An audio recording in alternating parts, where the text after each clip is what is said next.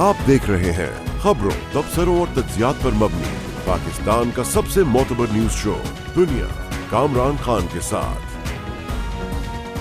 अस्सलाम वालेकुम, मैं हूँ कामरान खान। अब से थोड़ी देर कबल पंजाब से बड़ी दिलचस्प खबर आई जब वहाँ के वज़ीर दाखिला और वज़ीर जेल खाना जात हाशिम डोगर ने ओहदे से इस्तीफ़ा दे दिया। बताया गया कि हाशिम डोगर को पार्टी क़यादत की जानिब से कहा गया था कि वो फौरी तौर पर इस्तीफ़ा दे दे। ट्विटर पर शेयर किए गए इस्तीफ़े में हाशिम डोगर ने लिखा कि चंद नागुज़ीर ज़ाती और तिब्बी वजूहात की बिना पर मुस्ताफ़ी हो रहा हूँ। हाशिम डोगर के अचानक इस्तीफ़े के बाद चेयरमैन गोइयाँ शुरू हो गई है। खबरें हैं कि पंजाब हुकूमत ने PTI के चेयरमैन इमरान खान की हिदायत पर हाशिम डोगर से इस्तीफ़ा लिया है। इत्तफाक की बात है कि पिछले हफ्ते जब इमरान खान लॉन्ग मार्च के सिलसिले में पार्टी रहनुमाओं और कारकुनान से वज़ीर आला हाउस के पी में वफादारी का हल्फ ले रहे थे, उसी दिन मीडिया से गुफ्तगू में हाशिम डोगर ने ऐलान किया था कि अगर इमरान खान ने लॉन्ग मार्च किया तो पंजाब हुकूमत उसका हिस्सा नहीं बनेगी, ना सहूलत फराहम करेगी। उनके इस बयान पर वज़ीर आला पंजाब चौधरी परवेज़ इलाही ने हाशिम डोगर का नाम लिए बगैर कहा था कि ऐसी बातों पर गौर ना किया करें क्योंकि एक बंदे का ज़हनी तवाज़ुन ठीक नहीं है। तो बाक़बल इमरान खान के साबिक़ chief of staff Shahbaz Gill की गिरफ्तारी से मुताल्लिक़ भी हाशिम डोगर के बयान पर PTI की जानिब से काफ़ी रद्द-ए-अमल देखने में आया था। हाशिम डोगर ने शहबाज गिल पर जेल में तशद्दुद की तरदीद भी की थी और कहा था कि वो बिल्कुल ठीक है। उनका कहना था शहबाज गिल को मारने का तो सवाल ही पैदा नहीं होता। मैं गया हूँ, वहाँ पे काफ़ी सारी मेरी प्रिजनर से मुलाकात हुई है, शहबाज गिल साहब से भी मैं मिला हूँ और वो बिल्कुल ठीक हैं, कोई मसला नहीं है। तो I am very very clear and loud and clear कि ना सिर्फ ये कि शहबाज गिल किसी की मजाल नहीं कि जेल के अंदर मौजूद किसी भी कैदी को कोई उंगली भी लगा ले। अगर कोई लगाएगा तो मैं डायरेक्ट उसके खिलाफ एक्शन लूँगा। ये पॉसिबिलिटी नहीं है जो आप बात कर रहे हैं कि शहबाज गिल नहीं, 50,000 कैदियों में किसी पे अगर तशद्दुद होगा तो मैं बिल्कुल उस ऑफिसर को मैं नहीं छोड़ूंगा। सुपरिटेंडेंट को और जो DIGs होंगे दिल बी टेकन टू टास्क। कहा जा रहा है कि वफाकी वज़ीर दाखिला राना सलाउल्लाह समेत मुस्लिम लीग नून के रहनुमा मलिक मोहम्मद अहमद खान, अतातार और राना मशहूद के मुकदमात में पंजाब के महकमा दाखिला और हाशिम डोगर की कारकर्दगी से भी वज़ीर आला और उनकी हुकूमत और PTI की हुकूमत नाखुश थी। इस पूरी सूरत हाल पर बात करते हैं। आज की इस दिलचस्प डेवलपमेंट पर बात करने के लिए हमारे साथ लाहौर से मौजूद है हमारे नुमाइंदे खुसूसी हसन रज़ा। हसन रज़ा, ये बताइएगा कि आज ये काफ़ी अरसे से लग रहा था क्योंकि हाशिम डोगर की कई गुफ्तगू और कई नाजुक मौज़ूआत पर उनकी गुफ्तगू जो थी वो पार्टी लाइन से बिल्कुल मुख्तलिफ होती थी। इसकी कोई सोची समझी वजह थी या ये कि वो अपनी सोच के हवाले से इस तरह की मुख्तलिफ बातें करते थे जो कि पार्टी लाइन से जो है मुतसादिम होती थी? क्या वजह थी, वो इस किस्म की गुफ्तगू क्यों करते थे? साहब, जिस दिन इन्होंने हल्फ लिया था उस दिन गवर्नर हाउस में मैंने इनसे सवाल पूछा था कि क्या 25 मई के वाक़यात पर तहरीक इंसाफ बड़े एक्शन लेना चाहती है तो आप क्या उस पर अमल दरामद करवाएंगे? तो उन्होंने ये उस वक्त कहा था कि चाहे कुछ भी हो मैं हुकूमत को हुकूमत के तौर पर लेकर चलूँगा, पार्टी जो कहेगी उसको मैं देखूँगा, जो कानून के दायरा इख्तियार में होता होगा हम उसके मुताबिक भरपूर एक्शन लेंगे, ज़िम्मेदारों के ख़िलाफ़ कार्रवाई भी करेंगे। और जब से ये वज़ीर दाखिला पंजाब बने उस वक्त से इनको काफ़ी जो है वो चैलेंजेस का सामना भी करना पड़ा। पार्टी लाइन और हुकूमती लाइन में काफ़ी जो है वो फ़र्क देखने को नज़र आ रहा था और ख़ुद भी वो अक्सर ये बात करते थे कि काफ़ी जो है मुझ पर प्रेशर है कि 25 मई के जो मैं अहकामात देता हूँ उस पर पुलिस उस तरह अमल दरामद करती नहीं दिखाई देती।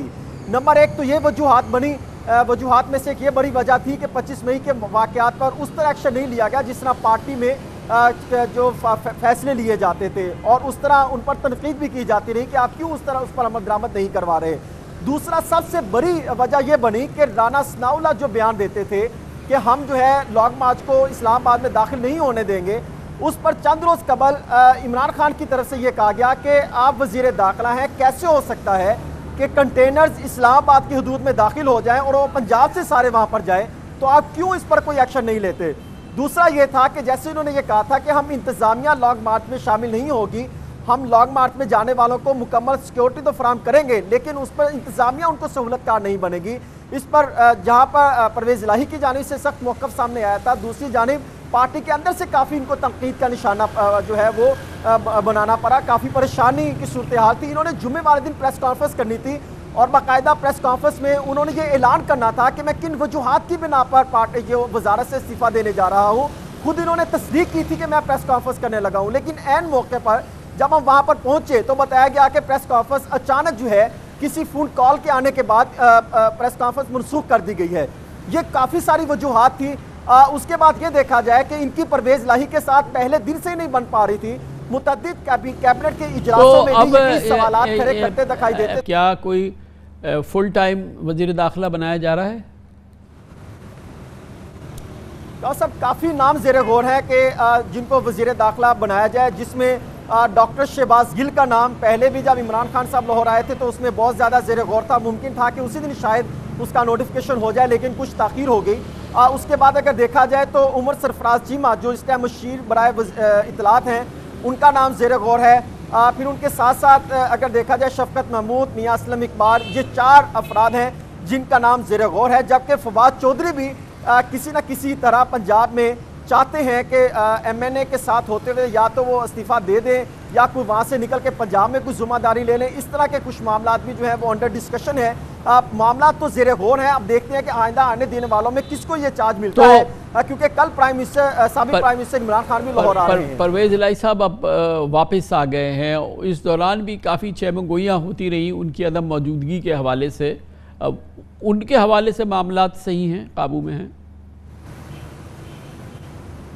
سب متعدد جو ہے تحریک انصاف کے کارکنان، سینئر رہنما، کیبنٹ کے افراد یہ اعتراض تو کافی اٹھاتے رہے کہ ہمیں اس طرح سے معاملات ہمیں آگے لے کر چلنے کے نہیں دیے جا رہے جس طرح ہم چاہتے تھے، یا جس طرح عثمان بزدار کے دور میں کیے جاتے رہے، جس میں ترقیاتی فنڈز کے معاملات تھے، تقرر تبادلے کے معاملات تھے، ان کو آفیسز ملنے کے معاملات تھے، ان کو پروٹوکول کے معاملات تھے، ان کے دیگر چھوٹے موٹے مسائل تھے جس طرح وہ ان کے حل نہیں ہو پاتے تھے. وہ یہ چاہتے تھے کہ ہمیں اس طرح دیے جائیں جس طرح گجرات یا منڈی بہاؤالدین کے معاملات حل ہوتے ہیں. اس پر عمران خان نے یہ کہا تھا کہ میں میاں اسلم اقبال کو پنجاب میں اہم ذمہ داری دے رہا ہوں، جس کے بعد سینئر صوبائی وزیر بنایا گیا تھا، کہ آپ ان کو جو کہیں گے وہ سارے تمام کے تمام معاملات حل ہوں گے. لیکن ابھی بھی اطلاعات تو یہ ہے کہ شاید آئندہ آنے والے دنوں میں 2 وزیر مزید مستعفی ہو. لطیف نظر گجر پہلے ہی یہ تصدیق کر چکے ہیں کہ وہ استعفیٰ دینا چاہتے ہیں. انہوں نے فیصلہ کر لیا ہے، خود انہوں نے مجھ سے بات کرتے ہوئے تصدیق کی تھی. اور ممکن ہے کہ آئندہ آنے والے دنوں میں مزید ایک وزیر جو ہے جن کا نام چل رہا ہے کہ جو سابق وزیر خزانہ بھی رہے، کہ وہ بھی جو ہے وہ استعفیٰ دے سکتے ہیں، یا موجودہ وزیر خزانہ وہ بھی جو ہے وہ استعفیٰ دے سکتے ہیں. اس طرح کے کافی معاملات ہیں اور ان کے بھی پرویز الہی صاحب کے ساتھ کچھ تحفظات ہیں. جی بہت بہت شکریہ. حسن رضا ہمارے ساتھ موجود ہے. کمرشل بریک، اس کے بعد ذکر کریں گے سوات کا ایک سکسیس سٹوری ہے پاکستان میں دہشت گردوں سے اس کو آزاد کرانا. کے پی مجموعی طور پر ایک بہت ہی ایک زمانے میں دہشت گردوں کا ایک بہت بڑا مرکز ہوتا تھا، وہ بھی بہت بہتر صورتحال ہے، مگر گزشتہ ماہ اس سلسلے میں بہت تشویش کا باعث رہا ہے. اور اب بھی کچھ واقعات ہوئے ہیں جس نے تشویش کو میں مزید اضافہ کیا ہے. کیا واقعی تحریک طالبان واپس پہنچ چکی ہے اور ان تمام دہشت گردی کے واقعات میں ملوث ہے؟ اس کی بات کرتے ہیں چھوٹے سے وقفے کے بعد.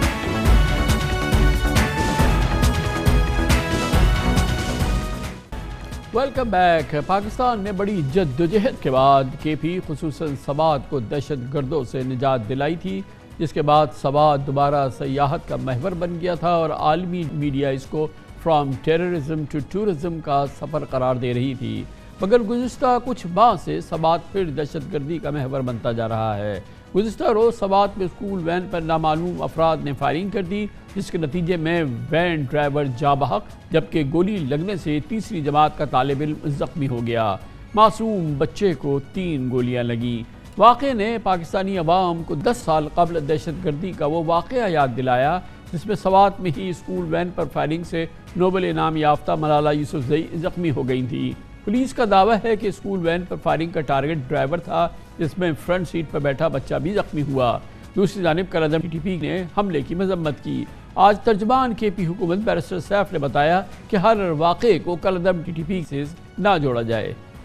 سوات میں گزشتہ 2 ماہ سے مختلف دہشت گردی کے واقعات رپورٹ ہو رہے ہیں. گزشتہ ماہ سوات کے کبل علاقے میں امن کمیٹی کے علاقے کے سربراہ پر بھی حملہ ہوا تھا، جس میں 8 افراد جاں بحق ہوئے تھے. کالعدم ٹی ٹی پی کی جانب سے دہشت گردی کے حملوں کے بڑھتے ہوئے خدشات کے پیش نظر ایک ہفتے قبل وزارت داخلہ نے ملک گیر الرٹ بھی جاری کیا تھا، جس میں حکام کو چوکنا رہنے اور سیکیورٹی بڑھانے کی ہدایت کی تھی. اعداد و شمار کے مطابق اس سال کسی ایک ماہ کے دوران دہشت گردی کے سب سے زیادہ 42 واقعات پچھلے ماہ سپٹمبر میں ریکارڈ ہوئے، جن میں 24 سیکیورٹی اہلکاروں سمیت 40 افراد شہید ہوئے۔ اس سال اگست کے مقابلے میں سپٹمبر میں دہشت گردی کے حملوں میں 35% اضافہ دیکھا گیا تھا۔ 2 ہفتے قبل army chief general Qamar Javed Bajwa کی زیر صدارت کور کمانڈرز کانفرنس میں آرمی چیف نے فارمیشنز کو ہدایت کی تھی کہ قانون نافذ کرنے والے اداروں کے ساتھ مل کر دہشت گردوں کے خلاف کارروائیوں میں کوئی کسر نہ اٹھائی جائے۔ پشاور کی بزنس کمیونٹی کا کہنا ہے کہ عسکریت پسندی اور بھتہ خوری نے کے پی میں کاروبار کو شدید نقصان پہنچایا ہے۔ اسی حوالے سے انڈسٹریلسٹ ایسوسی ایشن پشاور کے مطابق ان کے 28 اراکین نے پشاور میں اپنے صنعتی یونٹس بند کر کے پنجاب منتقلی کا فیصلہ کیا ہے۔ خیبر پختونخوا میں بگڑتی ہوئی صورتحال، امن و امان کی صورتحال، اس پر بات کرتے ہیں۔ ہمارے ساتھ موجود ہے پشاور سے ممتاز سینئر صحافی افتخار فردوس۔ بہت بہت شکریہ افتخار فردوس صاحب۔ یہ بتائیے گا کہ آپ کے نزدیک یہ جو ستمبر میں ہم نے واقعات دیکھے جو کہ کئی سالوں کے بعد بلکہ بدترین مہینہ تھا دہشت گردی کے واقعات کے حوالے سے اور کے پی میں دہشت گردی کے حوالے سے، اس کی کیا وجوہات تھی؟ کامران صاحب، سب سے امپورٹنٹ بات یہ ہے، ایک جو چیز سامنے جو ہے وہ آ رہی ہے، اس میں سب سے امپورٹنٹلی جو ہے وہ یہ ہے کہ پولیٹکس اس پہ جو ہے وہ کھیلی جا رہی ہے۔ حالات خراب ہونے کا جو تعلق ہے وہ بیسیکلی اس وجہ سے ہے کہ جو کچھ اگریمنٹ کے لحاظ سے جو ہے کچھ باتیں ہوئی تھی، لیکن اس سے بڑھ کر جو ہے وہ میجورٹی گورننس کے ایشوز ہیں جس کی وجہ سے جو ہے وہ پرابلمز جو ہے وہ سامنے وہ آ رہی ہیں۔ جیسے آپ نے کچھ واقعات کا ذکر جو ہے وہ کیا، لیکن ہر واقعے کا تعلق جو ہے وہ دہشت گردی کے ساتھ جوڑنا جو ہے وہ صحیح بات نہیں ہے۔ 2009 کی جو سچویشن ہے لوگ اسے جو ہے وہ بار بار تشبیہ دیتے ہیں، میرے خیال میں ایسے کوئی حالات نہیں ہیں، کیونکہ ابھی بھی سوات کے اندر جو ہے وہ ہزاروں۔ پہلی امپورٹنٹ بات تو یہ ہے کہ یہ آپ کے نزدیک غیر مناسب بات ہے اور یہ بات آپ کے نزدیک درست نہیں ہے کہ یہ دہشت گردی کے تمام واقعات ہیں جو نمبرز اتنے سارے آ رہے ہیں، اور دوسرے یہ کہ فی الحال اس کو 2009 کی جو بدترین دہشت گردی کی فضا تھی اس سے تشبیہ دینا غلط ہے، یہ مناسب نہیں ہے۔ جی بالکل کامران صاحب، اور اس کی ایک بڑی وجہ جو یہ سچویشن جو بن کے آ رہی ہے، میرے خیال میں اس میں ایک بہت بڑا فیکٹر جو ہے وہ پولیٹکس کا ہے، کیونکہ ایک تو الیکشن کی باتیں جو ہے وہ ہو رہی ہیں، اور دوسری ملک کی جو مجموعی سیاسی صورتحال ہے، فیڈریشن کے اندر پی ایم ایل این کی گورنمنٹ، پروونس کے اندر پی ٹی آئی کی گورنمنٹ، اور پھر سوات کے اندر جو ہے وہ گورننس کا جو سیٹ اپ ہے اس کا آلموسٹ جو ہے وہ ایبسنٹ رہنا ان تمام واقعات کے باوجود۔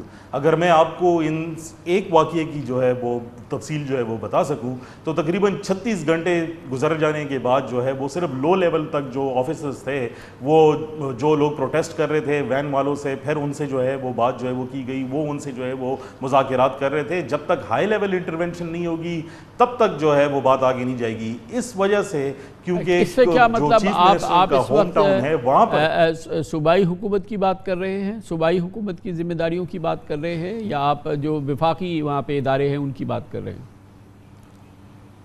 جی میں صوبائی حکومت کی جو ہے وہ بات کر رہا ہوں، صوبائی پولیس فورس کی بات کر رہا ہوں۔ ایک مکمل ایسا لگتا ہے جیسے پورا علاقہ جو ہے وہ سسپینڈڈ ہے، گورننس نام کی کوئی چیز جو ہے وہ نظر جو ہے وہ نہیں آ رہی، کیونکہ نہ تو کسی گورنمنٹ کے آفیشل نے باقاعدہ طور پر وہاں پر جا کر جو ہے وہ کوئی بات کی، نہ وہاں پر جنازوں میں شرکت کی، حتیٰ یہ بات کہ پولیس نے جو ایف آئی آر جو ہے رجسٹر کی ہے اس کی کاپی تک لوگوں کو جو ہے وہ نہیں دکھائی جا رہی۔ تو یہ سیکریسی کس بات کی جو ہے وہ رکھی جا رہی ہے؟ جو بیچ میں جو درمیان میں جو وقفہ جو ہے وہ رکھا جاتا ہے، اگر یہ دہشت گردی نہیں ہے اور گورننس کے ایشوز ہیں، لیکن اس کو پولیٹیسائز کر کے جو اب اس کی صورت جو ہے وہ نکل تو اس کی کیا وجہ ہے؟ اس کی ذمہ داری تو بہرحال ایسا نہ ہو، اس کی ذمہ داری تو وزیر اعلیٰ محمود خان، ان کی کابینہ پی ٹی آئی پر ہے، تو وہ اپنی ذمہ داری کیوں نہیں پوری کر رہے؟ یہ گتھی سلجھائیے۔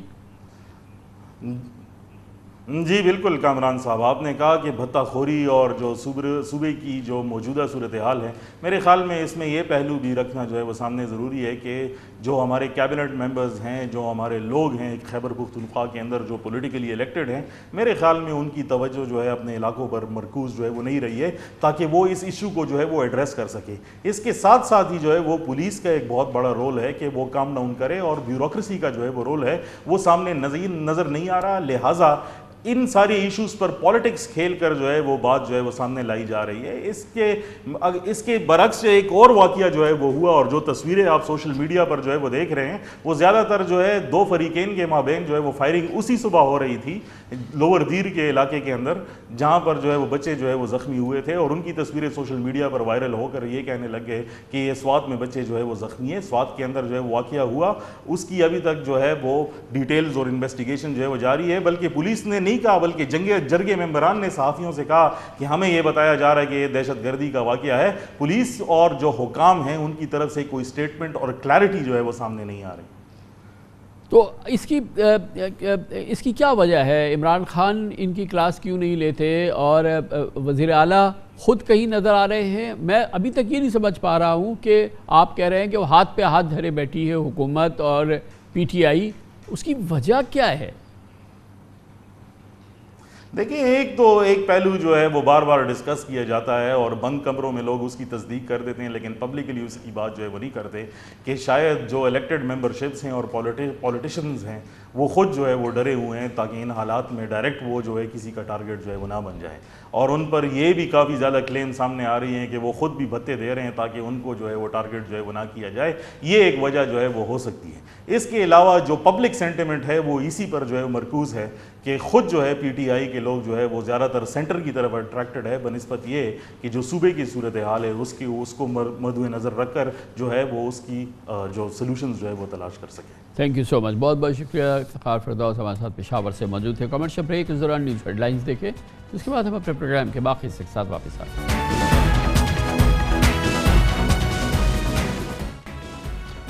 پاکستان میں تہلکہ مچ گیا. پرائم منسٹر ہاؤس میں گفتگو ریکارڈنگ کے خفیہ نظام اور آڈیو لیکس کے قضیے نے اس ملک میں سیاسی درجہ حرارت کو آسمان پہ پہنچایا. وزیر اعظم ہاؤس میں بگنگ اور سائبر سیکیورٹی پر سوالات اٹھائے, لیکن پچھلے 24 گھنٹوں میں بڑا دعویٰ سامنے آیا ہے. اس میں رانا ثناء اللہ کہتے ہیں کہ مسئلہ حل ہو گیا ہے. وزیر داخلہ رانا ثناء اللہ کے دعوے کے مطابق ان کی سربراہی میں وفاقی وزراء اور انٹیلیجنس ایجنسی کی سربراہان پر مشتمل کمیٹی نے یہ مسئلہ حل کر لیا ہے, مگر وہ یہ نہیں بتا پا رہے کہ ملزمان کا کیا تعین ہو گیا ہے, ان کے طریقۂ واردات کا سراغ لگ گیا ہے یا کہ کوئی گرفتاری ہوئی ہے یا نہیں ہوئی ہے اور اس کا کیا نتیجہ نکلا. مگر بہرحال یہ گفتگو کی گئی ہے کہ یہ مسئلہ حل ہو گیا ہے. اس معاملے میں انہوں نے دعویٰ کیا ہے کوئی غیر ملکی ایجنسی ملوث نہیں, نہ کسی قسم کی کوئی بگنگ ہوئی, بلکہ وزیر اعظم ہاؤس کے عملے کے کچھ ارکان یہ کام کرتے تھے. بہرحال جو معلومات انہوں نے دی ہے وہ ایک عام پاکستانی کے لیے ناقابل ہضم معلومات ہے, اور جو رانا ثناء اللہ صاحب بہرحال اس کا دعویٰ کر رہے ہیں کوئی ہوئے والی بات نہیں ہے. کچھ انفرادی لوگ ہیں, انہوں نے فون بھی ہیک کر لیا وزیر اعظم کا, انہوں نے پرائم منسٹر ہاؤس کے اندر تمام گفتگو بھی ریکارڈ کر لی اور وہ آتے تھے اور کر کے چلے جاتے تھے, رانا ثناء اللہ صاحب کا دعویٰ ہے. بہرحال دراصل پرائم منسٹر ہاؤس میں خفیہ ریکارڈنگ سے نہ موجودہ وزیر اعظم شہباز شریف بچے, نہ سابق وزیر اعظم عمران خان کو چھٹکارا ملا, بلکہ ان دونوں وزرائے اعظم کی گفتگو تو اب عوام نے سن لی ہے. بلکہ عمران خان سے پہلے والے وزرائے اعظم بھی اس ریکارڈنگ کے حصار میں رہے ہیں, ان کی گفتگو ابھی آئی نہیں ہے. لیکن یہ پہلا موقع ہے جب وزیر اعظم ہاؤس کی ٹیلی فونک گفتگو اور بند کمروں میں ہونے والی دو بدو گفتگو ریکارڈ بھی ہوئی, ٹیپ شدہ گفتگو منظر عام پر بھی لائی گئی. آج ایک جلسے سے خطاب میں عمران خان نے اعلان کیا کہ وزیر اعظم ہاؤس اور پرائم منسٹر ہاؤس کی سیکیورڈ لائنیں لیک ہونا ایک سنگین جرم ہے اور یہ کام کرنے والوں کا پتہ چلانے کے لیے وہ عدالت میں جائیں گے. بہرحال یہ ایک سنگین معاملہ تھا اور اس گفتگو کے منظر عام آنے سے بہت بڑے سیریس سوالات نے جنم لیا ہے. ان سوالات میں یہ بات سامنے آ رہی ہے, یہ پوچھنا ہے کہ آفٹر آل اگر یہ انڈیویجولز نے کی تو کیا انہوں نے دل پشوری کرنے کے لیے وزیر اعظم کی گفتگو ریکارڈ کی یا کسی کے کہنے پہ کی ریکارڈ ہوئی, تو پھر اب یہ گفتگو جو ہے وہ سوشل میڈیا پر کیسے پہنچ گئی, اور کیا وزیر اعظم ہاؤس میں ہونے والی گفتگو میں پرائیویسی کا کوئی حصار نہیں ہوتا, کیا ایجنسیز اس کو ڈی بگ نہیں کرتی. اطلاعات تو یہی ہیں کہ ہر روز باقاعدہ ڈی بگنگ کا سیشن ہوتا ہے, اس کے لیے بڑا ایک ایکسٹینسو نظام موجود ہے. پرائم منسٹر ہاؤس کی انٹرنل اور ایکسٹرنل سیکیورٹی کے لیے ایک بہت ہی وسیع نظام موجود ہوتا ہے. کیا وہ پورا نظام دیکھتا رہ گیا اور چند ملازمین نے یہ کام کر دیا, اور وہ ملازمین بھی جن کو کہ سامنے نہیں لایا جا رہا, جن کی شکل نہیں دکھائی جا رہی. یہ ایک بہت ہی سنگین معاملہ ہے. لیکن اس حوالے سے جو رانا ثناء اللہ صاحب کی گفتگو ہے وہ آپ نے سن لی ہے, اور پھر اصل بات تو یہ ہے کہ یہ گفتگو اس کی سیاسی اہمیت اپنی جگہ ہے, لیکن یقینی طور پہ وزیر اعظم نے جو گفتگو کی ہے اس میں پاکستان کی قومی سلامتی کے حساس معاملات بھی ہوں گے. جناب شہباز شریف بھی یہ گفتگو کر رہے ہیں، ان سے پہلے جناب عمران خان بھی یہ گفتگو کر رہے تھے، اور سب سے بڑی اہم بات یہ ہے کہ کیا یہ نظام اب ختم ہو گیا ہے، ہمیشہ کے لیے ختم ہو گیا ہے، یا پاکستان کے وزیر اعظم کی گفتگو نہ ان کے کمرے میں نہ ان کی ٹیلی فون کی گفتگو کا بھی ٹیپ ہو پائے گی، اور یہ کیا اس کی بےخبری مکمل طور پہ ہو گئی ہے؟ فی الحال رانا صلی اللہ صاحب نے اس کا دعویٰ نہیں کیا ہے۔ اس کی تازہ ترین صورتحال اس پورے قضیے کی کیا ہے، اس پر آج ہم نگاہ ڈالیں گے، اور پہلے ہم بات کریں گے پاکستان کے ممتاز تحقیقاتی صحافی سینئر صحافی اعزاز سید ہمارے ساتھ موجود ہیں۔ بہت بہت شکریہ اعزاز سید صاحب، آپ بتائیے گا، ماشاءاللہ آپ کا بھی بہت تجربہ ہے۔ رانا صلی اللہ صاحب نے کہا کہ کچھ پرائم منسٹر ہاؤس کے 2-4 لوگ تھے، وہ انفرادی طور پہ وزیر اعظم کا فون ٹیپ بھی کرتے ہیں، اور وہ وہاں پہ ہونے والی گفتگو بھی ٹیپ کرتے ہیں، جب چاہتے ہیں ٹیپ لگا دیتے ہیں، ہٹا لیتے ہیں۔ آپ ہضم کر رہے ہیں، آپ کا تجربہ اس بات کو تسلیم کرتا ہے کہ یہ معاملہ اتنا ہی سادہ تھا؟ کامران صاحب، مجھے تو 90s میں سپریم کورٹ آف پاکستان میں وہ جو ٹیلی فون ٹیپ ہونے کی جو لسٹ ہے وہ بھی یاد آتی ہے، جس میں آپ کا نام بھی تھا، آپ کا ٹیلی فون بھی ٹیپ ہوتا تھا۔ عمران خان صاحب کا جو سیاسی بیانیہ ہے اس پر بہت سارے اختلافات ہیں، لیکن عمران خان صاحب جو سوال اٹھا رہے ہیں وہ بالکل ٹھیک ہے۔ اس وقت اگر پرائم منسٹر کی سیکیورٹی کی بات کی جائے تو پرائم منسٹر ہاؤس کی اور پرائم منسٹر کی سیکیورٹی بلو بک کے تحت وہ عملی طور پہ انٹیلیجنس کے حوالے سے تو انٹیلیجنس بیورو کے پاس جاتی ہے، لیکن ہماری جو پریمیئر انٹیلیجنس ایجنسی ہے، دوسری جو sister intelligence agency I B کی، وہ آئی ایس آئی ہے۔ آئی ایس آئی کے لوگ بھی آتے ہیں، وہ بھی سویپنگ کرتے ہیں، وہ بھی جو چیک کرتے ہیں، جو امپارٹنٹ میٹنگز ہوتی ہیں پرائم منسٹر کی، جس میں سروسز چیفز بھی آتے ہیں، پاکستان کی نیوکلیئر کے حوالے سے بھی اہم فیصلے ہوتے ہیں، پاکستان کی اکانومی کے حوالے سے بھی فیصلے ہوتے ہیں۔ تو یہ جو سیکیورٹی بریچ ہوا ہے عملی طور پر اگر دیکھا جائے تو اس کی ذمہ داری ہمارے دونوں انٹیلیجنس اداروں کے اوپر عائد ہوتی ہے۔ اور اعزاز صاحب، اس میں امپورٹنٹ بات یہ ہے نا کہ اب تک جو چیز سامنے آئی ہے وہ یہ کہ فزیکل بگنگ بھی ہوئی ہے، یعنی کہ وہاں پہ کوئی نظام موجود تھا کہ جو بھی عام گفتگو ہو رہی ہے وہ بلا ٹیلی فون عام بیٹھ کے وہ ریکارڈ ہو، وزیر اعظم اپنے موبائل پہ بات کر رہے ہیں، ان کا اسٹاف کوئی کر رہا ہے تو وہ ریکارڈ ہو رہا ہے۔ پھر یہ بات بھی سامنے آئی ہے کہ جو گرین لائن کہا جاتا ہے، جس کو کہ سیکیورڈ لائنز ہوتی ہیں، وہ بھی اس پہ بھی گفتگو ہوئی ہے، وہ بھی ریکارڈ ہوئی ہے۔ تو یہ ایک بہت وسیع نظام ہے جس نے شہباز شریف کو بھی اور ان کی حکومت کو بھی اپنی گرفت میں رکھا، اور عمران خان کی تو رکھا۔ اور ظاہر ہے کہ یہ صرف یہی گفتگو تو نہیں ہے، اس کا مطلب یہ کہ اس کا ہم نہیں سمجھ سکتے کہ وہ کتنا ضخیم ریکارڈ جو ہے وہ موجود ہوگا۔ میری پہلی بات یہ تھی کہ رانا صلی اللہ صاحب نے کہا کہ یہ تو کوئی مسئلہ ہی کوئی نہیں ہے، یہ 2-3 لوگ تھے اور وہ انہوں نے کیا، اور نہ کوئی ایجنسی تھی، نہ کوئی کچھ تھا، نہ کوئی بیرونی ایجنسی ہے، نہ کوئی اور معاملہ ہے۔ تو یہ اتنے بڑے معاملے پر اس انداز سے اس کو کور اپ کرنا یہ کتنا مناسب بات ہے؟ کامران صاحب، بڑے افسوس کی بات ہے، رانا ثناء اللہ جس طریقے سے اس سارے معاملے کا ڈیفنس دے رہے ہیں وہ کوئی مناسب نہیں ہے۔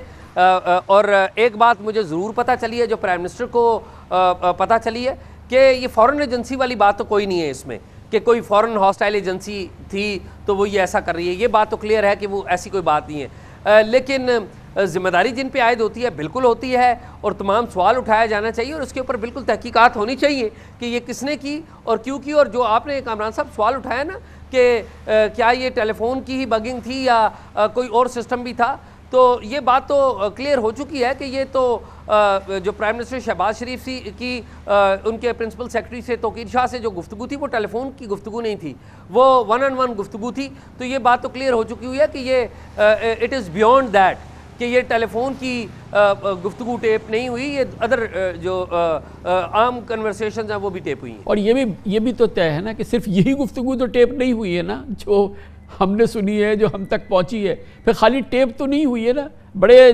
زبردست جدید میڈیا انداز میں وہ عوام تک بھی پہنچی ہے نا۔ کامران صاحب، وہ عوام تک بھی پہنچی ہے۔ دیکھیں نا کامران صاحب، پہلے کوئی زمانہ تھا کہ کسی نامعلوم اخبار کو خبر دے دی جایا کرتی تھی، وہ باقی جو مین اسٹریم اخبار تھے وہ اخبار اٹھا لیا کرتے تھے۔ ریسنٹ پاس میں بھی ہوتا رہا، اور آپ کو بھی یاد ہے 90s میں یہ کام ہوتا رہا ہے۔ اب تو بڑا آسان کام ہے کہ آپ جو انٹرنیٹ کے اوپر یہ پھینک دیں، کوئی بھی بندہ اس کے اوپر اپنا اکاؤنٹ بنائے اور پھینک دے۔ تو بات تو یہ ہے کہ یہ جن اداروں کی یہ ذمہ داری ہے، جن کے اوپر یہ ذمہ داری ہے، اگر کسی اور نے کیا تو وہ بندہ لے آئے سامنے. ابھی تک تو بندہ سامنے نہیں آیا, اور جب تک بندہ سامنے نہیں آئے گا, یہ بتائیے میں بڑے ادب سے کہوں گا ہمارے اداروں کے اس وقت کے لحاظ سے تو سب سے زیادہ تشویش وزیر اعظم شہباز شریف کو اور ان کے جو جتنے رفیق ہے, جو ان کے لوگ وہاں پر ہوتے ہیں, ان کو ہونی چاہیے. اب کیا وزیر, آپ کی اطلاع کے مطابق شہباز شریف صاحب کو اس بات کی یقین دہانی ہو گئی ہے کہ اب ان کی گفتگو ٹیپ نہیں ہوتی؟ کامران صاحب آپ شاید سن کے حیران ہو, میں یہ بڑا اہم سوال تھا کہ میں مختلف لوگوں سے پوچھتا رہا کہ کیا پرائم منسٹر نے اس بات کو انشور کر دیا ہے کہ ان کی ٹیپنگ نہ ہو. تو میرے پاس جو اطلاعات ملی ہیں ان میں پرائم منسٹر نے کبھی یہ موقف ہی نہیں اٹھایا. ہاں البتہ انہوں نے ایک ہائی پاورڈ کمیٹی ضرور بنا دی ہے جس میں رانا ثناء اللہ اس کی قیادت کر رہے ہیں, اور آپ کو پتہ ہے کہ اس کے نیچے انٹیلیجنس ایجنسیوں کے نمائندے بھی ہیں, باقی وزراء بھی ہیں, اور کو آپٹیڈ نمائندے بھی ہیں. تو ہائی پاورڈ کمیٹی بنا دی ہے جو کہ ریکمنڈیشنز دے گی جس پر عمل درآمد کیا جائے گا. دیکھیے ابھی تک تو ہونا یہ چاہیے تھا کہ ہیڈز رول ہو چکے ہونے چاہیے تھے, ہیڈز رول نہیں ہوئے. ابھی تک تو ہونا یہ چاہیے تھا کہ لوگوں کے سامنے بتایا جانا چاہیے تھا کہ ہم نے فلاں بندوں کو سسپینڈ کر. بڑی نوازش شہزاد سید ہمارے ساتھ موجود تھے. اب اس کی مزید پروفیشنل رائے لیتے ہیں. آج ہم نے اس کے لیے دعوت دی ہے جناب احسان غنی کو. ممتاز پاکستان پولیس سروس کے افسر ہیں, بہت ہی سینئر عہدوں پہ کام کر چکے ہیں. اس کے علاوہ وہ انٹیلیجنس بیورو کے سربراہ بھی رہ چکے ہیں. بہت بہت شکریہ غنی صاحب. یہ فرمائیے گا کہ آپ کے سامنے یہ پورا یہ بگنگ کے معاملے, انٹرسیپٹ کے معاملے, یہ تمام چیزیں آپ کے سامنے آئی ہیں. اگر آپ اس وقت پاکستان کی انٹیلیجنس ایجنسیز میں اگر اس کو لیڈ کر رہے ہوتے تو آپ کے لیے کتنی تشویش کی بات ہوتی ہے؟ میں یہ کہوں گا کہ یہ بہت تشویش کی بات ہوگی. یہ بالکل ایسا ہے جیسے آپ اگر ماضی قریب میں ہم جائیں کہ ایبٹ آباد میں او بی ایل کا جو تھا کلنگ, اس کے برابر کی میگنیٹیوڈ یا اس سے زیادہ, کیونکہ وہ تو صرف ایک انٹری اور ایگزٹ تھا اور یہ فار منتھس ایک کام ہو رہا تھا. تو یہ بہت زیادہ تشویش کی بات ہے. آپ پھر بھی احسان غنی صاحب یہ بتائیے گا, آپ نے تو پھر بھی اس کو ایک لمٹ کیا ہے کئی مہینوں تک. ہم کیوں نہ یہ سمجھیں کہ یہ کئی مہینوں کی بات نہیں ہے, یہ کئی سالوں کی بات ہے, یا یہ کہ یہ کوئی یہ ویسے تو خفیہ بات ہے لیکن یہ بھی معمول کا عمل ہے؟ کیا یہ سمجھنا غلط ہے؟ نہیں, بالکل درست. ہمیں چونکہ جو لیکس آ رہی ہیں یا اب تک جو آ چکی ہیں ان کا ٹائم فریم کے لحاظ سے میں کہہ رہا ہوں کہ وہ مہینے, یہ بالکل ہو سکتا ہے, آپ کی بات درست ہو سکتی ہے کہ وہ اس سے بھی زیادہ ہے. تو بالکل تشویش کی بات ہے. اور میں جو بات کرنا چاہ رہا تھا وہ یہ تھی کہ بدقسمتی سے ہماری حکومت اور ریاست دونوں نے یہ ریئلائز نہیں کیا کہ یہ کتنا بڑا ایشو ہے. اب یہ جو پیچھے بات ہو رہی تھی اور وہ یہ کہ کوئی ہاسٹائل انٹیلیجنس ایجنسی نہیں انوالو اور اسٹافر نے کیا ہے اور فون نہیں ہے, یہ بگز ہیں وغیرہ وغیرہ. اب اس میں دو اہم چیزیں ہیں. پہلی بات تو یہ ہے کہ اگر انٹیریئر منسٹر کو اس کا سربراہ بنایا گیا ہے تو یہ ایک انتہائی غلط قدم ہے. وہ غلط قدم اس لیے ہے کہ ان کو تو فرصت نہیں ہے, ان کو ایک لمحہ نہیں ہے کہ وہ کوئی اس کی انویسٹیگیشن کو چیک کریں. اور پھر ایک اور بات, وہ لیکوں کی لیک کر رہے ہیں. یعنی جو ابھی انکوائری ہو رہی ہے یا تو وہ لیکس نہ کریں, فارمل ایک کو نومینیٹ کریں کہ وہ ہر روز ہونا بھی نہیں چاہیے انکوائری. سب سے بڑی مجھے ذاتی طور پہ تشویش یہ ہے کہ آپ نے جیسے فرمایا کہ ایک میسیو سیکیورٹی بریچ ہے. آپ نے فرمایا کہ اس لیول کا ہے, آپ کے بقول کہ او بی ایل والی جو بریچ ہوئی ہے اس لیول کے اس سے زیادہ اس کی وہ ہے. اور انہوں نے بالکل ایک کیشولی کہا کہ انڈیویجول ہیں, ہم نے وہ ان کا تعین ہو گیا ہے, کوئی ایجنسی نہیں ہے. وہ آتے تھے, وہ رکھتے تھے, وہ ٹیپ کرتے تھے, لے جاتے تھے, وہ فون بھی ہیک کرتے تھے, وہ پرائم منسٹر کو بھی بک کر رہے ہیں. اس کا نہ نام ہے, نہ اس کے خلاف کوئی ایف آئی آر ہے, نہ اس کی شکل ہے, نہ اس کے تفصیل ہے, نہ کوئی اس کا پورا راز ہے. کہ آفٹر آل یہ کون سے پی ایم ہاؤس کے بہرے تھے, ویٹرز تھے جن کا کام یہ تھا کہ وہ مزے میں وہ ٹیپ کر رہے تھے, پھر آگے انہوں نے میڈیا کو بھی پہنچایا ایک ایک کو بڑے زبردست انداز کے اندر. یہ کیسی گفتگو کی ہے انٹیریئر منسٹر نے؟ پرابلی ہمارے منسٹر صاحب نے یہ ریئلائز نہیں کیا کہ وہ ایک اور بڑا پنڈورا باکس کھول رہے ہیں.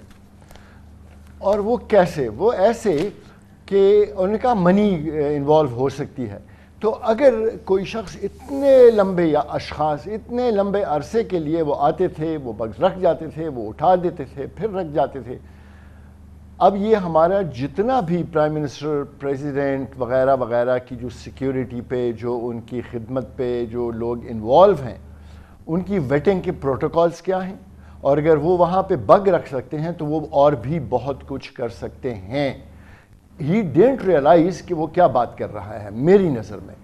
اور اگر یہ نہ صرف یہ کہ وہ یہ کرتے رہے ہیں، بلکہ ہمیں ان پروٹوکالز کے علاوہ ہمیں جو ہمارے سسٹمز ہیں ویٹنگ کے، جس میں ISI، IB، special branch, prime minister house اور آفس کی سیکیورٹی پہ جو افسران لیکن احسان غنی صاحب اس کی ٹیکنیکل سائیڈ بھی ہے نا کہ آفٹر آل یہ بگز پلانٹ کرنا یہ ایک پروفیشنل ٹرینڈ کام ہوتا ہے. اس کی پوری ایک سسٹم ہے.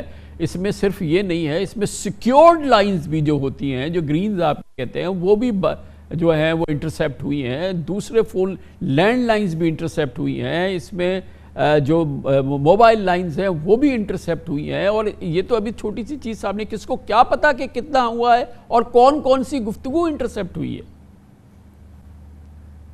اور ہمارا جو آپ بات کر رہے ہیں نا ایٹیٹیوڈ، اتنا کیجول ایٹیٹیوڈ ہے کہ ابھی انکوائری ہو رہی ہے، انویسٹیگیشن ہو رہی ہے، اور منسٹر صاحب بتائے جا رہے ہیں کہ یہ فلانا نہیں ہے، یہ فلانا ہے.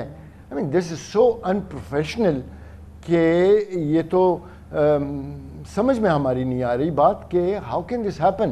اور اعزاز چودھری نے جو بات کی کہ وہ ابھی تک یہ میگنیٹیوڈ کا حکومت کو بالکل احساس نہیں ہے، اور جو لوگ اس میں ایک قسم سے اس کے رسپانسبل ہیں وہی لوگ اس میں بیٹھے ہوئے ہیں. So how can you conduct, میری نظر میں احسان غنی صاحب یہ بتائیے گا کہ اس کی کیا گارنٹی ہے کہ اب پاکستان کے پرائم منسٹر کی گفتگو ٹیپ نہیں ہو رہی، اب پاکستان کا پرائم منسٹر سکون سے بات کر سکتا ہے؟ اس کی کیا گارنٹی ہے کہ اس کی بیک کنی ہو گئی ہے، یہ پورا نظام پکڑ لیا گیا ہے، یہ پورا آپریشن انرتھ ہو گیا ہے، اس کے تمام کیریکٹرز، اس کے ماسٹر مائنڈز، اس کے جو چلانے والے ہیں وہ سارے سامنے آ گئے ہیں؟ ہمیں تو قوم کو تو یہ ساری معلومات چاہیے نا. اچھا، اس میں تھوڑا سا if we go step by step, وہ یہ ہے کہ سویپنگ ہوتی ہے prime minister office, house, even جو لائنز ہیں ان کی بھی. میں خود 2.5 سال تقریباً پرائم منسٹر ہاؤس کا چیف سیکورٹی آفیسر رہا ہوں. میں خود جاتا تھا ایکسچینجز میں، گرین لائن بھی خود چیک کرتا تھا رینڈم طریقے سے کہ وہاں سے تو کچھ نہیں ہو رہا. سو ایک بات تو یہ ہے کہ وہ ہو رہی تھی. اگر وہ ہو رہی تھی تو کیا ہمارے پروٹوکالز اتنے اچھے ہیں کہ ہم وہ سارا کچھ دیکھ رہے تھے اور ان کو، اور ہمارا کیا ایکوپمنٹ اپ ٹو ڈیٹ ہے کہ ہم ان بگز کو جو اگر رکھ بھی رہے تھے تو ان کو ڈیٹیکٹ کر سکتے تھے؟ اچھا، ہماری پرائرٹی ہی یہ نہیں ہے. سیکیورٹی ہماری پرائرٹی کبھی نہیں رہی ہے، اور خاص کر اس قسم کی سیکیورٹی. اس کے میں اگر سلور لائننگ کی اگر میں ایک بات کروں وہ یہ ہے کہ شاید ہم جاگ جائیں اور ہم اس کا تدارک کریں. آپ نے سوال کیا کہ پرائم منسٹر اس وقت ان کو گارنٹی ہے کہ وہ جو نو، بالکل کوئی نہیں. ہم نے چینج ہونا نہیں ہے. ون تھنگ کہ اگر آپ نے کوئی اس کا تدارک اس طریقے سے کرنا ہے، سو پہلے پروٹوکول جتنے ہیں وہ پرائم منسٹر، پریزیڈنٹ اور ہم سب نے، یعنی جو ہائی آفیشلز ہیں، میں تو نہیں لیکن جو ہیں، انہوں نے اپنے اوپر اس چیز کو اپلائی کرنا ہے، امپلیمنٹ کرنا ہے. امپلیمنٹیشن اوپر سے شروع ہوگی. اگر پرائم منسٹر آتے ہیں اور ان کے منسٹرز بھی بغیر چیکنگ کے آتے ہیں اور ناراض ہوتے ہیں اگر کوئی ان کو چیک کرتا ہے، تو ہمارے جو چیکنگ اور سکیننگ کے اور سویپنگ کے جو لوگ ہیں وہ بھی دبک جاتے ہیں. کوئی ان کو کہے ادھر مت جاؤ، ادھر مت جاؤ. سو اگر پرائم منسٹر سے آتا ہے اور وہ ان پروٹوکالز کو پہلے اپنے اوپر اپلائی کرتا ہے تو ہو سکتا ہے کہ اس کا کوئی دارو یا کوئی فائر والز اس طرح سے بنا لیں، ورنہ آپ یقین کریں یہ چلتا رہے گا۔ بہت شکریہ جناب احسان غنی، سابق ڈائریکٹر جنرل انٹیلیجنس بیورو، ہمارے ساتھ موجود تھے۔ بہت ہی سنگین موضوع، ایک اور سنگین موضوع، پاکستان کی عدالت عظمیٰ یعنی سپریم کورٹ آف پاکستان کی 1/3 آسامیاں خالی ہیں، 1/3 آسامیاں خالی ہیں۔ یقیناً پاکستان کی قوم کو اس کی بڑی قیمت ادا کر رہی ہے، اور یہ خالی معاملہ خالی رہنے کا نہیں ہے، یہ تقریباً 9 ماہ سے یہ عمل ہے، اور اس کی بنیادی وجہ اختلافات ہیں، اور شدید اختلافات ہیں۔ خود سپریم کورٹ آف پاکستان میں بہت ہی نازک اور بہت ہی تشویشناک موضوع، اس پہ بات کرتے ہیں چھوٹے سے وقفے کے بعد۔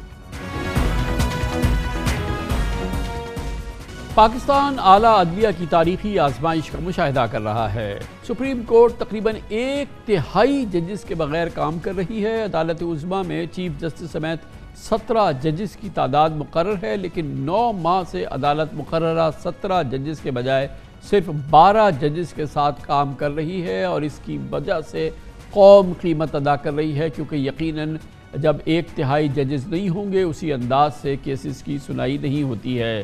اسی وجہ سے معزز جج صاحبان کی جانب سے چیف جسٹس آف پاکستان جناب جسٹس عمر بندیال سے ججز کی 5 خالی اسامیوں پر تعیناتی کا مطالبہ زور پکڑ رہا ہے۔ سینئر ترین جج جناب جسٹس قاضی فیض عیسیٰ اس معاملے کو 2 خطوط میں اجاگر کر چکے ہیں، جو میڈیا میں بھی سامنے آئے۔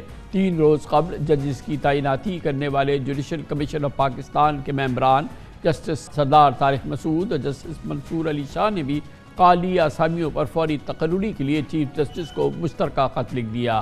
سپریم کورٹ میں ججز کی یہ اسامیاں پچھلے 9 مہینے کے دوران سابق chief justice Gulzar Ahmed, justice قاضی محمد امین، جسٹس مقبول باقر، جسٹس مظہر عالم میاں خیل اور جسٹس سجاد علی شاہ کی سبکدوشی کے بعد خالی ہوئی تھی۔ اس پر جسٹس طارق مسعود اور جسٹس منصور علی شاہ نے مشترکہ خط میں لکھا کہ سپریم کورٹ میں کوئی آسامی خالی ہونے پر آرٹیکل 175A کے تحت جوڈیشل کمیشن آف پاکستان کا اجلاس خود بخود شیڈیول ہونا چاہیے، لیکن فروری سے اب تک 5 آسامیاں خالی ہیں۔ جسٹس طارق مسعود اور جسٹس منصور علی شاہ نے نشاندہی کی کہ سپریم کورٹ 1996 کے الجہاد ٹرسٹ کے فیصلے میں یہ تعین کر چکی ہے کہ ججز کی آسامیوں پر تقرری میں 30 دن سے زیادہ وقت نہیں لگنا چاہیے، لیکن 9 ماہ میں کی تاخیر ہو چکی ہے۔ یہ خط جو کہ خود یاد دہانی بظاہر کرا رہا تھا چیف جسٹس آف پاکستان کی، انہی کی توجہ کے لیے لکھا گیا تھا۔ اس میں تجویز دی گئی کہ 5 ہائی کورٹ کے چیف جسٹس صاحبان یا 2 سینئر ترین ججز کی سپریم کورٹ میں تقرری کے لیے رائے شماری ہونی چاہیے۔ فاضل جج صاحب نے خط میں لکھا کہ اہم تقرریوں پر تاخیر سے غیر ضروری افواہیں جنم لیتی ہیں، اور تقرری کے عمل میں غیر جانبداری اور شفافیت پر سنجیدہ سوالات اٹھتے ہیں۔ آپ کو یاد ہوگا ڈھائی ماہ قبل 28 جولائی کو ججز کی تعیناتی کے لیے چیف جسٹس عمر بندیال کی سربراہی میں 9 رکنی جوڈیشل کمیشن آف پاکستان کا اجلاس ہوا تھا، لیکن مبینہ طور پہ چیف جسٹس کے نامزد کردہ ججز کے نام کمیشن میں 4 کے مقابلے میں 5 کی اکثریت سے مسترد ہو گئے تھے۔ اجلاس اچانک ملتوی ہو گیا تھا، جس پر جوڈیشل کمیشن کے 5 اراکین کے اختلافی خطوط بھی منظر عام پر آئے تھے۔ مبینہ طور پر اس وقت چیف جسٹس کے نامزد کردہ ججز کے حق میں ووٹ ڈالنے والے جسٹس سجاد علی شاہ اب ریٹائر ہو چکے ہیں، ان کی جگہ جسٹس منصور علی شاہ نے لے لی ہے۔ گویا بادی النظر میں اب 5 نئے جج صاحبان کی تقرری کے لیے نظریاتی توازن جوڈیشل کمیشن آف پاکستان میں تبدیل ہو سکتا ہے، لیکن اہم سوال برقرار ہے کہ سپریم کورٹ میں 5 ججز کی آسامیاں کب تک خالی رہیں گی۔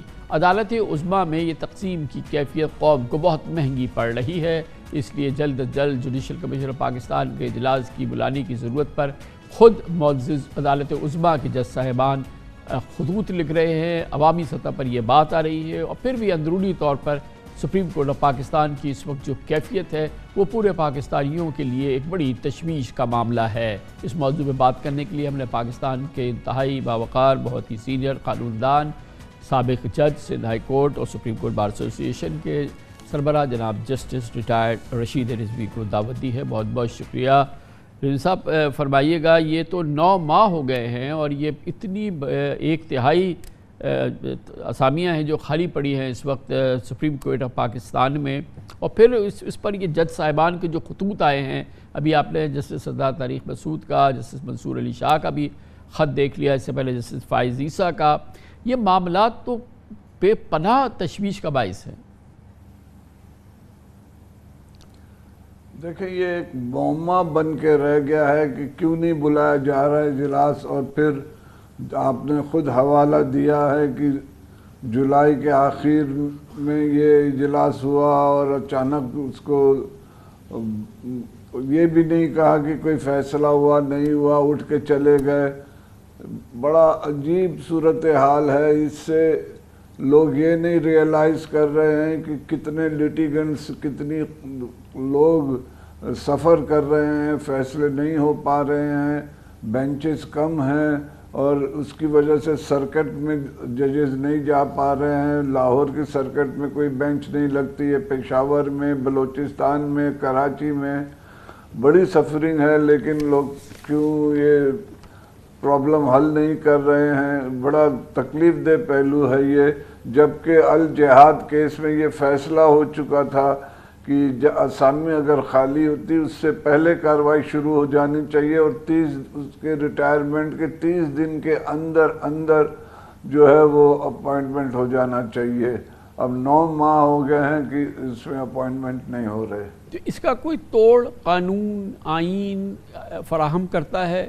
پاکستان میں یہ صورتحال ہوئی ہے, غیر معمولی صورتحال ہے, ہم نوحہ کنا ہیں, مگر اس کا حل نہیں ہے کیا قانون میں؟ اور اگر نہیں ہو رہا یہ اجلاس تو اس کی کوئی, ہم سب پوری قوم جو ہے وہ ہاتھ پہ ہاتھ دھرے بیٹھی ہے, انتظار میں بیٹھی ہے.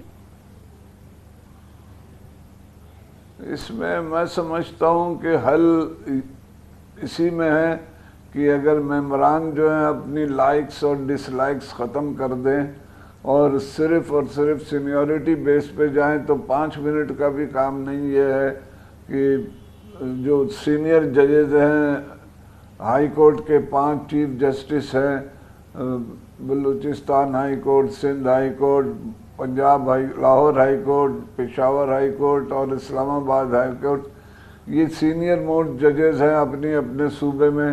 انہیں اپوائنٹ کر دیں, جھگڑا ختم ہو جائے گا. لیکن جھگڑا وہاں پہ شروع ہوتا ہے جب نام پرپوز ہوتا ہے, ایک 11واں نمبر, ایک 13واں نمبر, ایک 14واں نمبر, تو وہاں پہ پھر انگلیاں اٹھتی ہیں, وہاں پہ پھر باتیں ہوتی ہیں. تو یہ مسئلہ تو یہ ہے کہ سینئر ججز ہیں, اور اگر یہ لائق نہیں ہیں تو انہیں پھر سندھ پہ صوبے پہ کیوں مسلط کر کے رکھا گیا؟ ایک منطقی بات کر رہے ہیں, عقل اس کو تسلیم کر رہی ہے, لیکن بہرحال یہ کوئی نہ قانون ہے, نہ روایت ہے, نہ کوئی اس کی ہمارے پاس کوئی اس کی وجہ ہے کہ اس کو ہم, یعنی کہ تاریخ کی کوئی اس کی وجہ ہو کہ جس کی بنیاد پر آج ہم اس کلیے کو لاگو کر دیں. سمجھ میں ضرور آ رہا ہے, لیکن کیوں؟ دیکھیں, اس میں سب سے بڑی بات ہے کہ چیف جسٹس آف پاکستان کا جب چناؤ ہوتا ہے تو اس میں اسد علی کیس میں, ملک اسد علی کیس میں, جب آپ کو یاد ہے جسٹس اجمل میاں اور جسٹس سجاد علی شاہ کے زمانے میں ٹسل چلی تھی کہ کس کو چیف جسٹس ہونا ہے, تو 10 رکنی بینچ کا فیصلہ تھا کہ سینئر موسٹ جج جو ہوگا سپریم کورٹ کا وہ چیف جسٹس ہوگا. ایک سینیورٹی کا پرنسپل انہوں نے لیٹ ڈاؤن کر دیا تھا, یہ جھگڑا ہی ختم ہو جائے کہ 2 نمبر 3 نمبر, حکومت کی لائکس اور ڈس لائکس انہوں نے چھین لی تھی. اب وہ سینیورٹی کا پرنسپل ہائی کورٹ سے سپریم کورٹ میں آنے کے لیے کیوں نہیں لاگو کیا جا رہا ہے؟ اس کی کوئی منطق سمجھ میں نہیں آ رہی, اس کی وجہ سمجھ میں نہیں آ رہی ہے کہ اگر ہائی کورٹ سے آپ سینیورٹی کے پرنسپل کو نہیں اپلائی کریں گے تو پھر پک اینڈ چوز ہوگا, اور پک اینڈ چوز میں ہمیشہ جو ہے انگلیاں اٹھتی ہیں. تو اب اس کا جب ایک بار پھر میں یہ جاننا چاہوں گا کہ اب اگر یہ نہیں اجلاس ہو رہا تو اب اس میں جو ہے وہ یاد دہانی کرا رہے ہیں خود معزز سپریم کورٹ کے جج صاحبان, اس کے باوجود اگر سپریم جوڈیشل کاؤنسل کا اجلاس نہیں بلا سکتے تو ہم لوگ قوم کچھ نہیں کر سکتی. ہاں یہ ہو سکتا ہے کہ اب وہ بھی ایک آئینی ادارہ ہے اور سپریم کورٹ بھی ایک آئینی ادارہ ہے، لیکن تمام اداروں کے اوپر ہوتی ہے سپریم کورٹ. وہاں پہ 184(3) کی لوگ پٹیشن فائل کر سکتے ہیں کہ ایکسیس ٹو جسٹس کی راہ میں یہ حائل ہو رہا ہے ڈیلے. اس پہ 184(3) میں میں سمجھتا ہوں کہ اوریجنل جورسڈکشن سپریم کورٹ کی انووک کی جا سکتی ہے. لیکن اس حوالے سے اس پوری صورتحال میں وکلا حضرات کا تو ہوگا، لیکن عوام ہیں، پاکستانی ہیں، وہ خود جن کی عدالت عظمیٰ کی یہ صورتحال ہو، جہاں پر اس قسم کی کیفیت ہو، وہاں پہ اتنی بڑی تعداد میں پینڈنگ کیسز ہوں، پھر یہ پورے معاملات ہوں، تو ہماری جو اس وقت ریاست کی کیفیت ہے، یہ اس کی بھی تو ایک عکاس ہے نا. ایک شکستہ حال اس وقت ریاست ہے، اور اس کی عدالت عظمیٰ ہے، اس کا یہ حال جو ہے، یہ تو بڑا ہی دلخراش منظر ہے. جی ہاں، یہ تو میں سمجھتا ہوں کہ ہر پاکستانی باشعور شخص کو، حساس شخص کو یہ تکلیف ہے، اور یقیناً مجھے یقین ہے کہ ہائی کورٹ کے اور سپریم کورٹ کے ججز کو بھی اس بات کی تکلیف ہو رہی ہوگی کہ اتنے کیسز پینڈنگ ہیں. ہائی کورٹ میں بھی بہت سی ویکنسیز ہیں، لاہور ہائی کورٹ میں بھی ویکنسیز ہیں، سندھ میں بھی، بلوچستان میں بھی، تو اور سپریم کورٹ کے علاوہ. تو یہ وقت ہے، میں سمجھتا ہوں کہ جوڈیشل کمیشن جو ہے وہ بیٹھے اور کوئی نیشنل انٹرسٹ میں بیٹھ کے فیصلے کرے تو زیادہ بہتر ہوگا، ورنہ یہ 9 سال گزر جائیں گے اور فیصلہ نہیں ہو پائے گا اگر ہم اپنی ضد اور انا پہ اڑے رہیں گے تو. تھینک یو سو مچ، بہت بہت شکریہ جناب جسٹس ریٹائر رشید رضوی ہمارے ساتھ موجود تھے. کمرشل بریک، اس کے بعد ذکر کریں گے آج پاکستان پیپلز پارٹی اور MQM جس کی مشترکہ حکومت بھی ہے، وفاق میں مشترکہ اتحادی ہیں، ان کی سرتوڑ کوشش کے بلدیاتی انتخابات کراچی میں نہ ہو سکیں، آج ناکام ہو گئی. الیکشن کمیشن نے فیصلہ کیا کہ اپنے وقت پہ اسی ماہ بلدیاتی انتخابات ہوں گے، اور اب اس کی تیاریاں شروع ہو رہی ہیں. اس کی بات کرتے ہیں چھوٹے سے وقفے کے بعد.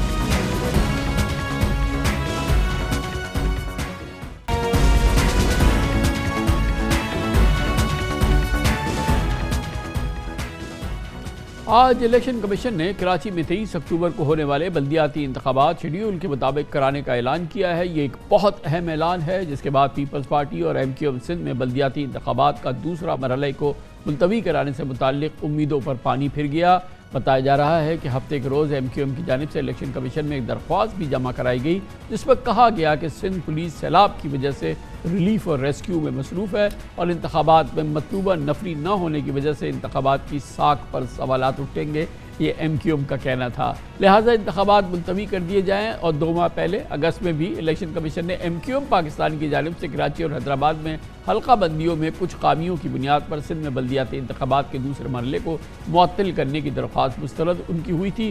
MQM سندھ کے شہری علاقوں میں ہونے والے ان حلقہ بندیوں پر اپنے تحفظات کا اظہار کرتی تھی، مگر اہم بات یہ ہے کہ سر توڑ کوشش کی اور ہے پاکستان کی کسی صورت سے شہری علاقوں میں بلدیاتی الیکشن نہ ہو سکے. اس کی وجہ صاف وجہ ہے کہ جو متوقع نتائج ہیں MQM کے لیے، جو نتائج ہونے والے ہیں، یقیناً ان کو لمچتائی دیوار نظر آ رہا ہے. نہ صرف یہ کہ سر توڑ کوشش رہی ہے MQM کی کہ کراچی میں بلدیاتی انتخابات نہ ہوں، اور اسی بنیاد پر، اسی وجہ سے، انہی متوقع نتائج کی وجہ سے یقینی طور پہ پاکستان پیپلز پارٹی کی بھی یہ دلی خواہش ہے کہ اس وقت کا جو مصنوعی نظام سندھ میں اور خاص طور پہ کراچی کے اس شہری علاقوں میں چل رہا ہے، کراچی کے شہری علاقوں میں، سندھ کے شہری علاقوں، خاص طور پہ کراچی کے حوالے سے کسی صورت سے وہ نظام ہی چلتا رہے، یہاں کوئی منتخب حکومت نہ آ پائے. ناممکن ہے. اس سے قبل پیپلز پارٹی نے کراچی میں بلدیاتی انتخابات کا دوسرا مرحلہ 2 بار ملتوی کرایا ہے، اور اس کی یہ تیسری کوشش ہے، پچھلے ہفتے کی گئی ہے. جبکہ سندھ حکومت نے الیکشن کمیشن سے کہا ہے کہ سندھ پولیس کے اہلکار سیلابی علاقوں میں تعینات ہیں، اور پولیس نے انتخابات میں سیکیورٹی فراہم کرنے سے معذرت کی ہے. اس لیے کراچی اور حیدرآباد میں 3 ماہ کے لیے انتخابات مؤخر کیے جائیں. تاہم الیکشن کمیشن نے درخواست مسترد کی اور کہا کہ انتخابات کے دوران امن و امان برقرار رکھنا صوبائی حکومت و قانون نافذ کرنے والے اداروں کی ذمہ داری ہے۔ صوبائی حکومت کراچی میں الیکشن کے دوران پولیس تعیناتی کو یقینی بنائے۔ اس سے قبل اگست میں بھی سندھ حکومت کی درخواست پر سیلابی صورتحال کو جواز بنا کر 28 اگست کو ہونے والے بلدیاتی انتخابات ملتوی ہوئے تھے، جبکہ 24 جولائی کو شیڈیول بلدیاتی انتخابات بھی ممکنہ بارشوں کے باعث ملتوی کرائے گئے تھے۔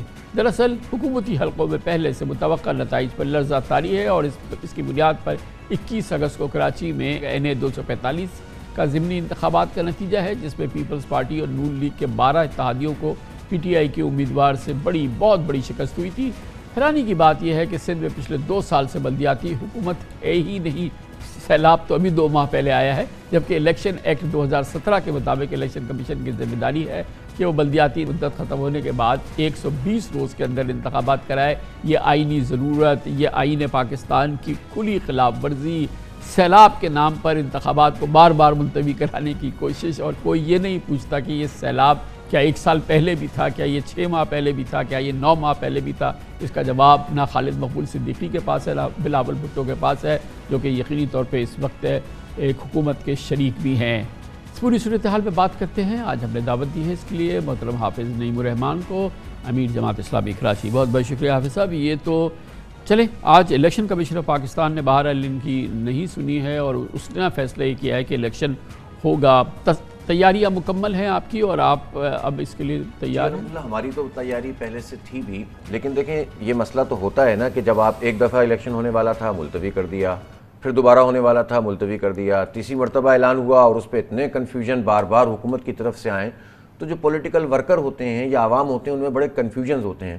آج صبح تک بلکہ دوپہر تک لوگ یہ سمجھ رہے تھے کہ بس اس دفعہ بھی وہی ہوگا، اور جس سے بات کرو الیکشن کی وہ کہتا تھا کہ الیکشن تو ہونے نہیں ہیں۔ لیکن الحمدللہ الیکشن کمیشن کا یہ فیصلہ اچھا ہے، ہم اس کا خیر مقدم کرتے ہیں، اور اب ہم یہ ساتھ ہی یہ مطالبہ بھی کرتے ہیں کہ ڈپلائمنٹ جو ہے پولنگ اسٹیشن کی سطح پر پاکستان رینجرز کی ہونی چاہیے، آرمی کی ہونی چاہیے، اور اگر یہ پیپلز پارٹی کہتی ہے کہ ہمارے پولیس کے لوگ موجود نہیں ہیں، تو پہلا تو سوال میرا ان سے یہ ہے، عجیب سی بات مراد علی شاہ صاحب نے کہی تھی کہ ہمارے پاس تو صرف 12,000 نفری ہے۔ میں پوچھنا چاہتا ہوں ذرا لسٹ تو دکھائیے ہمیں کہ کتنے پولیس افسران آپ نے وہاں پر ڈپلوائے کیے ہیں سیلاب زدگان میں، کتنے پولیس کانسٹیبل اور وغیرہ وغیرہ کیے ہیں؟ کچھ بھی نہیں ہے، غلط بیانی سے کام لے رہے ہیں، دھول جھونک رہے ہیں آنکھوں میں۔ اب بہرحال ان کو پولیس بھی لگانی پڑے گی، جو اویلیبل 37-38 ہزار پولیس اہلکار کراچی میں موجود ہیں۔ رینجرز کو ہونا چاہیے، اس لیے کہ صرف پولیس کے اوپر نہیں چھوڑ سکتے، وہ پوری طرح ان کے انفلوئنس میں ہے۔ اور میں یہ ضرور ریکویسٹ کروں گا الیکشن کمیشن سے بھی اور وزارت دفاع سے بھی، آرمی چیف سے بھی، کہ اس معاملے میں تعاون کریں، اور اگر آرمی کی ڈپلائمنٹ ہوگی پولنگ اسٹیشن پہ تو لوگ بڑے پرامن طریقے سے جائیں گے اور ووٹ کاسٹ کریں گے۔ اس کے نتیجے میں لوگوں کو اعتماد پیدا ہوگا اس پروسیس کے اوپر، تو یہ ہونا چاہیے، اور پھر فری اینڈ فیئر الیکشن ہونے چاہیے۔ میں سمجھتا ہوں انشاءاللہ اللہ نے چاہا تو اچھا نتیجہ نکلے گا۔ کراچی کے لوگ تو انتظار کر رہے ہیں اور اس بات کا انتظار کر رہے ہیں کہ بس جان چھوٹے کسی طرح، کسی ایک جگہ تو ان سے جان چھوٹے۔ یعنی دیکھیں نا، سندھ حکومت ان کے پاس ہے، وفاق میں یہ لوگ موجود ہیں، ایک بلدیہ لولی لنگڑی اندھی بہری انہوں نے بنا کر رکھی ہوئی ہے، لیکن پھر بھی لوگ چاہتے ہیں کہ یار یہاں سے تو ان سے جان چھوٹے، پھر باقی بھی لڑیں گے انشاءاللہ۔ یہی جماعت اسلامی بھی کہہ رہی ہے کہ ہم نے اختیارات کی جنگ بھی لڑی ہے، اور ہم چاہتے یہ ہیں کہ ایک مرتبہ شہر میں میئر آئے، ٹاؤن کے چیئرمین بنے، UC چیئرمین بنے، لوگوں کے گلی محلوں کے مسئلے حل ہوں، تو پھر انشاءاللہ تعالیٰ اس کے نتیجے میں پھر باقی چیزوں کی طرف بھی عوام کے ساتھ مل کر پیش رفت کریں گے۔ تو اب جماعت اسلامی بھرپور طور پہ میدان میں ہے، اور جو پلس ہے اس سے ہمیں پتہ چلتا ہے کہ اس وقت دوسری جماعتوں کی کیا کیفیت ہے، لیکن بہرحال PTI ایک بہت بڑی قوت ہے اس وقت، اور اس سے مقابلے کے لیے تیاری ہے۔ PTI دیکھیں ہے، میں مانتا ہوں، اور PTI کو بہت بڑا مینڈیٹ کراچی میں ملا، لیکن PTI نے کراچی کے لوگوں کو اس طرح سے جواب نہیں دیا۔ میں نیشنل ویو کی بات نہیں کر رہا، ان کی لیڈرشپ ظاہر ہے کہ اس میں بہت بڑی فالوئنگ ان کی اس وقت موجود ہے، لیکن کراچی کے لوگ بہرحال یہ سوال کرتے ہیں کہ بلدیاتی الیکشن میں PTI کے وہ کون لوگ ہوں گے؟ کیا ان کے MNAs کی طرح کے وہ 14-15 لوگ ہوں گے، یا ان کے جو ہے وہ MPs کی طرح کے لوگ ہوں گے کہ جو آپس میں ہی لڑتے رہیں گے اور کراچی اور بلیم گیم کرتے رہیں گے؟ آپ لوگ کس قسم کی لیڈرشپ لا رہے ہیں ہر سطح پر؟ یہ نچلی سطح کے انتخابات ہیں، بہت کلیدی سطح کے انتخابات ہیں نچلی لیول پر، تو وہاں پہ آپ نے امیدواروں کا انتخاب کیسے کیا؟ ہم نے اپنے کراچی لیول کے بہت سارے لوگوں کو بھی یونین کمیٹیوں کے اندر ہم لڑا رہے ہیں، ہم اتنے سیریس ہیں۔ میں خود لڑ رہا ہوں ایک یونین کونسل میں، اس لیے کہ ظاہر قانون بھی ایسا ہے کہ آپ کو کونسل میں سے انتخاب ہوگا، اور اسی طرح سے ہم نے کوشش کی ہے کہ صرف جماعت اسلامی کے لوگ نہیں، معاشرے کے اچھے لوگوں کو ہم ساتھ لیں.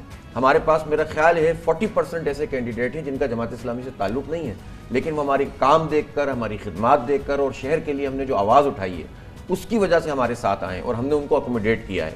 اسی طرح سے اس وقت شہر میں جو ایک فضا ہے وہ یہ ہے کہ بہت بڑی تعداد میں پی ٹی آئی کے سپورٹر اور ورکر, ایم کیو ایم کے سپورٹر جو ورکر رہے ہیں ماضی میں, اور اسی طرح سے خود پیپلز پارٹی کے شہری جو لوگ ہیں جو یہاں رہتے ہیں, چاہے وہ سندھی اسپیکنگ کے کیوں نہ ہوں, دیکھ تو رہے نا ان کا کنڈکٹ اور ان کی کرپشن, یہ سارے لوگ یہ کہہ رہے ہیں کہ کراچی کا مسئلے کا حل جماعت اسلامی ہے, اس لیے کہ ہم نے ڈیلیور کیا ہے. اور پچھلے 5-6 سال میں تو کسی نے کچھ مسئلہ حل نہیں کیا, نہ آواز اٹھائی. میں لوگوں سے بس یہ اپیل کرتا ہوں کہ نکلیں. دیکھیں روتے رہنے سے تو مسئلہ حل نہیں ہوگا. کراچی کے لوگ مر رہے ہیں اسٹریٹ کرائم میں, روز گولیاں کھا رہے ہیں. اس لیے کراچی کے لوگوں کو کم از کم ایک آواز تو اپنی بلند کرنی چاہیے کہ کہیں کہ ہم جس کے ساتھ بھی ہوں, کراچی کے لیے ہمارا ووٹ کراچی کو ہوگا, اور نکلیں 23 تاریخ کو, اللہ نے چاہا بہتر ہو جائے گا. بہت بہت شکریہ جناب حافظ نعیم الرحمان ہمارے ساتھ موجود تھے. اس کے ساتھ ہی ہمارے آج کے پروگرام کا اختتام ہوتا ہے. کل آپ سے پھر ملاقات ہوگی انشاءاللہ. کل تک کے لیے کامران خان کو اجازت. اللہ حافظ.